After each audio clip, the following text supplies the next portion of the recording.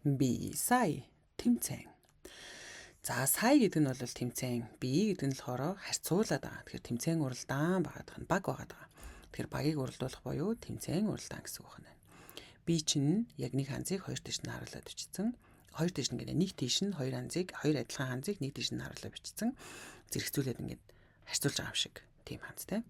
За жинжээ ёо паубу би сая. Өнөөдөр байгаа гүйх би сая тэмцээн. Диди参加了. Эрэгтэй дүү оролцож байгаа.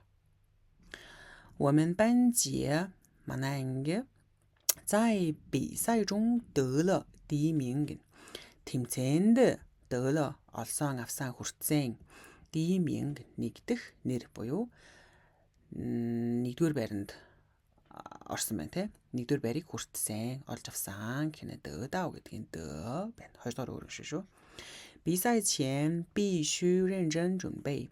Тэмцээний өмнө бол заавалжгүй нэхур хянамгай 준비 бэлдэх бол ёстой. Бүүнэн маа хүүгэн. За морч биш барч биш байж болохгүй гэн. Тэгэхээр мама хүүхүү гэдэг ч үгс үг лээ. Мама хүүхүү. Хоёрын хооронд салан балан хайш яаш энэ гэсэн үг те. Тэр тийм хайн гойж бол бүүнэн болохгүй шүү гэн. 报纸上登了我们比赛得奖的消息.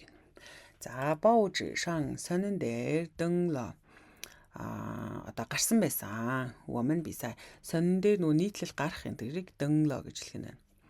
我们比赛 манай тэмцээний 得奖的消息гэхэлэр шагнал хүртсэн тэ шагнал хүртсэн тэр мэдээллийг мэдээлжээ, гаргажээ, мэдээ гаргажээ гэнэ. Ааш.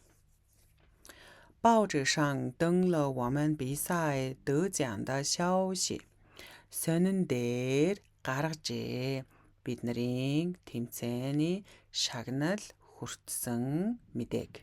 Тэгэхээр мэдээ гаргах гэдгийг 登消息 гэж хэлэх нь шүү.